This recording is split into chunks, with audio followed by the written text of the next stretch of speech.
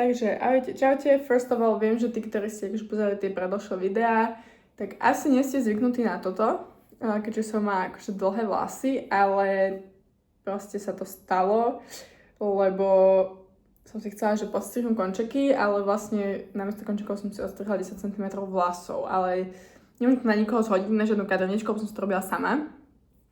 Ale som sa proste doma nudila asi, alebo čo ja viem vlastne.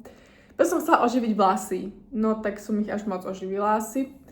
Každopádne rozhodla som sa natočiť toto video, pretože vlastne som si uvedomila, že som začala proste pridávať videá, ale vlastne vy o mne ani nič neviete poriadne, ani ak sa volám poriadne. Takže som sa rozhodla natočiť toto video, že vlastne o mne, že poviem vám tu, že kto som, čo som. Akože nemám moc veľa zaujímavých vecí o sebe, čiže neviem, aké dlho vlastne bude toto video. Ale som sa rozhodla, že proste chcem to spraviť, že keď náhodou ma bude chcieť niekto sledovať, alebo tak aby aspoň niečo o mne vedel. A potom ešte jedna vec, ktorú som chcela povedať, tak vlastne teraz nevyšiel ten vlog, čo som vlastne vydávala som každý týždeň, ale teraz nevyšiel, lebo som mala strašne veľa toho, proste mali sme mega veľa akcií, do toho škola, započty a tak. Pondelok, útorok mám ešte 2 započty a ešte prezentujem semestrálny projekt, takže je toho fakt veľa teraz pred Vianocami. Ale už by sa to malo ukludniť, takže už by som potom znova chcela natáčať. Každopádne, poďme sa presunúť na to, čo vám tu chcem dneska povedať. Ale musím sa povedať napiť. Takže, nemám akože nič spísané, čo by som vám chcela povedať, alebo takto, takže to ide byť, že úplný freestyle, že čo mi napadne, to poviem, hej. A začneme tým, že takže ja som Táňa. Akože krstená Tatiana, ale volajú ma Tatiana, Táňa, Tanička, proste hoci ako skomolené meno Tatiana, ja budem na to reagovať, lebo nie som taká, že som zvyknutá iba na jednu prezývku, alebo ako som to nazývala, že ako ma ľudia volajú, proste mňa stále vo všetkých kolektívoch inak volali, proste keď som hrala basket, tak ma inak volali, v škole ma inak volali, na základke, na strednej, na výške, inak ma úplne všetci volajú, hej, čiže v robote zase tiež. Takže som na to úplne zvyknutá, vlastne mi je jedno, ako ma človek nazve, keď to je akože z môjho mena, hej. No, potom, čo robím, alebo takto, tak vlastne študujem výšku na fakulte manažmentu na Komenského a popri tom pracujem v eventovej agentúre, preto stále hovorím, že akcie sme mali, lebo my robíme tie akcie, takže robím v eventovej agentúre tuto v Bratislave. A som tu teda 2. rokom teraz v Bratislave podľa vlastne výšky. Prvé som robila ešte v kaviarni jednej, ale potom som začala robiť v tejto eventovej agentúre a už tam robím vlastne celý tento rok robím tam. A predtým som ten prvý zimný semestr, čo som tu prišla, tak som robila v tej kaviarni, že vlastne ja tým, že pracujem proste od 16, stále niekde som brigadovala takto, tak ja som si hneď našla robotu, lebo proste ja som si nevedela predstaviť, že by som išla napríklad na výšku a že by som na všetko pýtala peniaze rodičov alebo tak nejak, že proste mi to príde divné, hej, tým, že fakt, že robím od 16 a v kuse, tak proste ja som taká, že čo najviac chcem byť finančne nezávislá na niekom, hej, akože nehovorím, že niekedy mi nedajú peniaze rodičia alebo takto, že mi neposielajú vreckovia, tak to posielajú, ale proste snažím sa čo najviac byť finančne nezávislá, hej. Čo sa dialo v mojom živote, ako by som to vzala, možno nejako chronologicky, dajme tomu. Nič zaujímavé sa nedialo asi až do 4. ročníka, kedy som na základke, keď som začala hrať basket. Basket som potom hrala vlastne 10 rokov asi, alebo 9, jedno z toho. Od 9 som hrala. Boli sme ako celkom úspešné družstvo, boli sme vicemajsterky Slovenska, tretie sme boli asi 2-krát na majstrákoch, aj 4. sme boli. Boli sme v Dánsku na turnaji, sme boli 2. na medzinárodnom a takto, čiže akože myslím si, že celkom fajn. Myslím si, že aj vďaka basketu som sa vlastne naučila pracovať v tíme logicky a aj takej tej, ako to nazvať?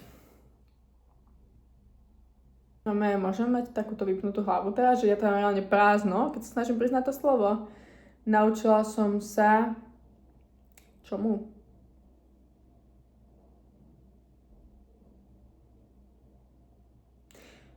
Neviem, dobre, teraz na to neprídem, ale proste basket mi dal veľmi veľa, či už sa to týka zážitkov, alebo že ma niečo naučil. Prestala som hrať v 3. ročníku na strednej počas sezóny, že akože ešte som začala hrať sezónu, ale už som ju nedohrala. Kvôli čomu vlastne ja stále hovorím, že ma to prestalo baviť, ale proste bolo to spôsobené jedným trénerom crosse, ktorý mi ho zhnusil. Potom som sa ešte snažila tú ďalšiu sezónu vytrvať, ale už proste tým, že mi zhnusil ten tréner predtým, ten basketbal, tak už ma to fakt, že nebavilo a ja som tam proste chodila len tak, veľakrát som tam už ani nechodila proste na tie tréningy a takto, čiže už som to flákala a povedala som si, že na čo, takže som to proste skončila, akože babi som stále bola, akože chodila som na zápasy a takto s nimi, ale už som proste nehrala, netrénovala som, hej, že som bola iba ako podpora. Chodila som vlastne na športovú školu v Poprade, strednú. Vlastne aj kvôli tomu basketu som tam išla, hej, lebo však som milovala basketbal. Ja som si myslela, že ja sa stanem profesionálnou basketbalistkou niekedy, hej, ale tak myslím si, že to asi každé dieťa, ktoré začne robiť nejaký šport, tak si to myslí. Potom som začala teda robiť, keď som prestala hrať basket, začala som hneď cez leto robiť. A vtedy vlastne pracujem stále. Asi v 2. alebo v 3. ročníku na strednej, tak som cez leto bola robiť v Holandsku, v sklade.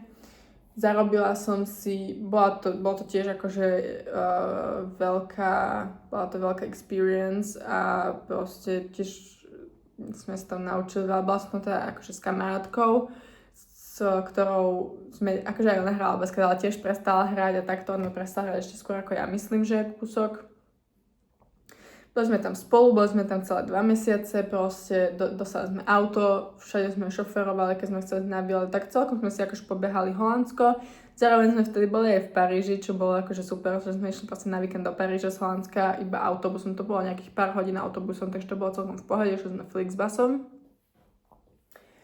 Takže robila som, moja prvá práca bola teda čašníčka, tam som robila 3 roky. 3 roky, to je akože mega moc podľa mňa. Ale myslím si, že je fajn, že som akože na prvú moju brigádu išla do niečoho takého ako čašnička v takomto podniku, lebo mamka mi hovorila, že to je mega náročné, že si to nemám dávať ako prvú brigádu a takto, ale ja som spovedala, že proste čo ma lepšie naučí, než niečo náročné, hej. Takže ja som hneď išla do toho, robila som nočné a takto, čiže mám tu akože disciplínu chodenia do roboty a tieto návyky, proste viem sa prispôsobovať, viem komunikovať s ľuďmi, aspoň si myslím, že viem komunikovať s ľuďmi teda tým, že aj teraz robím v tej eventovej agentúre, tam tiež musíme veľa komunikovať s ľuďmi, proste aj v tej kaviarni som robila, tam som tiež musela komunikovať s ľuďmi, proste mňa to naučilo, hej, myslím si, že akože samozrejme, že to malo aj nejaký negatívny vplyv na mňa tá prvá práca, ale hlavne tie pozitívne, čo ja vnímam, tak bolo to, že som sa naučila komunikovať s ľuďmi, osamostatnila som sa, dal mi to disciplínu, že tam proste musím chodiť, keď už som tam raz napísaná a takto. A dalo mi to, mám pocit, že som tak mentálne vyspela, tým, že som bola v staršom kolektíve. Ja som mala 16 rokov a proste mala som kolegov, no akože dobre, boli tam niektoré mladé, že 20 niečo, alebo tak, ale potom tam bolo, že tak 28-30, hej, takže a viacej. Takže myslím si, že som celkom určite nejako mentálne vyspela tam. Potom bola maturita, to nebolo nič zaujímavé. Akože medzi tým som stihla ešte robiť aj v drogerii na mesiac, aj v s oblečením. A to bolo iba také, že vlastne som musela mať na chvíľu pohodovejšiu prácu, lebo som proste kvôli zdravotnému stavu nemohla robiť čašničku. Tak som si hľadala niečo iné, tak som si našla tieto 2 práce, ale hneď po mesiaci som tam skončila, že som naspäť robiť čašničku. A potom bol taký veľký tento maturita, tam všetko v poriadku a takto. No a vlastne teraz som na výške, 2. rok v Bratislave a tu si teraz žijem. Čo by som ešte mohla o sebe povedať? Nechcem zase nejako extrémne oversharenúť, hej, veci tu nahneď v tomto videu, ale neviem, čo by som ešte mohla povedať, také základné info. Tieto leginy z MyProteinu, tie volajú sa, myslím, že rozšírené na stránke. Najlepšia investícia, ako som mohla urobiť za posledné obdobie, fakt, že ich nosím, že vždy, keď môžem, keď nemusím mať, že niečo extrémne slušné, napríklad šaty, tieto leginy to je že super. To môžete mať na šport, to môžete mať len tak na prechádzku, to môžete mať proste namiesto nohavíc, lebo proste vyzerajú super, hej. Čiže to je mega top za mňa a chcem si kúpiť ešte aj vo viacerých farbách, ale majú všetky veľkosti vypredané okrem XL a XXL, ktoré mne bude mega veľké, hej. Takže toľko k tomu asi. Niekedy som snívala o tom byť modelkou, aj keď na to akože nemám postavu, ale výškovo, alebo neviem, čo som si myslela vtedy vlastne, ale dokonca som aj posielala na nejakú tú, neviem ako sa volala už, nejakú tú modelingovú agentúru a viem, že mi poslali, že ma zverejnia, keď zaplatím nejakých 40 eur, alebo možno to bolo aj že 20 eur, tak zverejnia môj profil na tvarový modeling, ale vlastne to vtedy nezaplatila, takže takže tak, ale akože neviem si to predstaviť teraz, hej. Čo by som ešte povedala? Od asi 14 alebo tak nejak som si stále farbila vlasy. Toto nie je moja prirodzená farba vlasov. Ja som mala strašne takú mega svetlo hnedú. Že to bola až za mňa taká veľmi neidentifikovateľná farba vlasov a proste mi to strašne vadilo. Čiže moje prvé nafarbenie bolo, že som mala blond ombre. Ja som inak od malička mala dlhé vlasy, ja milujem dlhé vlasy a proste neverila som, že ešte niekedy uvidím krátkovlasú Táňu, ale no tým, že som si odstrihla 10 cm, tak proste čo sa dá robiť, už som sa s tým musela zmieriť. Ale ja milujem dlhé vlasy a vlastne prvé moje nafarbenie bolo, že som mala blond ombre. To som mala na konci 8. ročníka na základke, myslím, alebo tak nejak. A vlastne potom som si to celá odstrihla, takže som mala asi takéto vlasy, lebo som si všetok ten blond, jak mi to odrastalo, tak som si všetok ten blond odstrihla, lebo som to už nechcela. Potom som mala chvíľu svoje a potom som si dala tmavo hnedú, aj teraz mám tmavo hnedú. Potom som si dala tmavo hnedú, pri nej som sa dosť dlho držala a potom som mala obdobie, kedy som mala bordové vlasy. To bolo super, mi sa to mega páčilo, ale čo mi na tom vadilo bolo to, že strašne rýchlo mi bolo vidno odrasty. Že ja som reálne po 2 týždňoch už videla odrasty a ja som si zase nechcela farbiť tie vlasy, že každé 3 týždne, hej. Takže to nie, tak som sa potom vrátila naspäť na tú tmavo hnedú. Potom som znova mala obdobie, kedy som si dala balayage blond. No vlastne balayage je iba blond, či nie? Nevyznám sa v tom, proste mala blond balayage. A vlastne potom som si chcela nechať odrast, že moje prirodzené. Chvíľočku som ich mala a už znova som sa dala na tmavo hnedú, lebo to je fakt, že neidentifikovateľná farba vlasov a proste chvíľku ma to baví, ale potom ma to omrzí, že fakt tá farba je taká o ničom a proste a nemastná neslaná, ako sa hovorí. Takže takto asi k mojej vlasovej journey.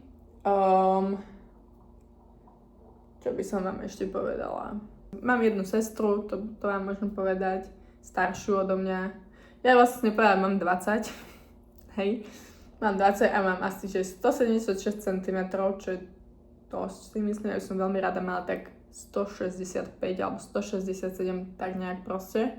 Do 170 by som rada mala. Ja som stále bola taká, že by som radšej bola nižšia. A stále som ešte ale prečo? Veď všetci nízky chcú byť vysokí, no ale proste ja chcem byť nižšia, ale akože tiež tým nič nespravím, tak jak s tými vlasmi odstrihnutými. Takže k tomu toľko. Dneska som akože namalovaná, lebo som bola na akcii, kde som musela nejako vyzerať, ale inak ja sa že vôbec nemalujem, iba na nejaké špeciálne príležitosti. Mala som obdobie, kedy som sa malovala, že každý deň, dokonca do školy, čo tá škola to úplne zničí na strednej, hej, som sa malovala každý deň, ale to bolo fakt, že iba obdobie, možno 2-3 mesačné obdobie by som povedala asi, skôr 2 ako 3, ale tak nejak cca. Takže som mala takéto obdobie a neviem si to predstaviť teraz, že by som sa každé ráno malovala. No thanks. Čo by som ešte povedala? To je úplne nafrsta. Možno som si mohla napísať tie poznámky a možno by mi napadlo viacej veci, ale tak nevadí.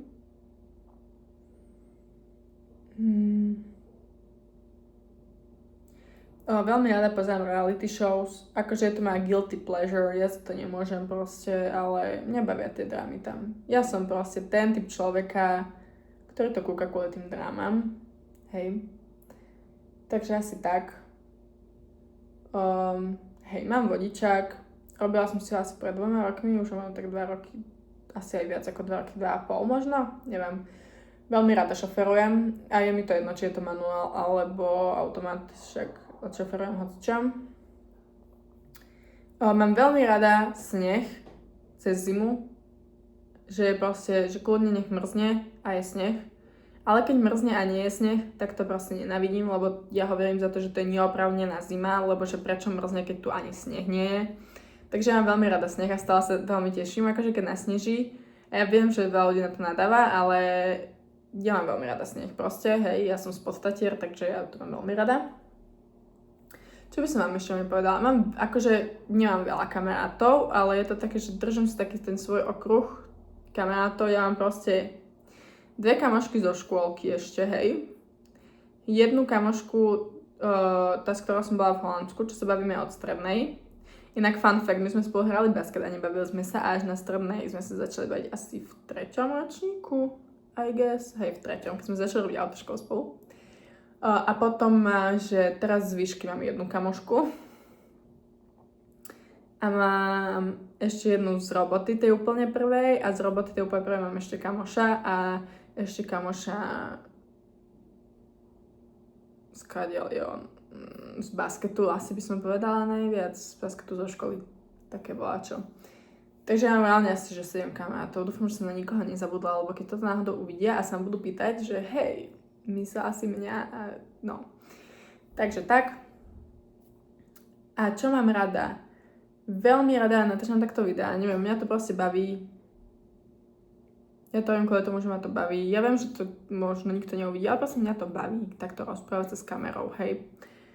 Neviem, čo to je za uchylka. Strašne mám rada prechádzky v prírode. Akože fakt, že veľakrát som taká, že aj keď ideme na túru, tak hundrem, že nechcem ísť, ale vlastne potom si poviem, že stojí to za to, že v tej prírode, aj nemusí to byť túra, ale môže to byť iba prechádzka, to proste mám strašne rada a veľakrát mám iba také nutkanie, že poďme sa prejsť. Milujem psíky, ja, keď budem mať na to peniaze a čas hlavne na nich, ja si kúpim toľko psíkov, že to svet nevidel. A tak asi ja už nemám moc čo povedať viacej. Asi nie, ale tak už tu mám 18 minút, akože nie, že z toho vystrihnem určite také tie, kde veľa rozmýšľam, ale mám tu už 18 minút sama o sebe, takže toto bude asi všetko na dnes.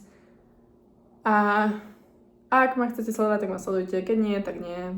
Ja si to točím pre radosť, takže keď to niekto uvidí a bude ma sledovať a nejako podporovať, tak to bude už iba plus.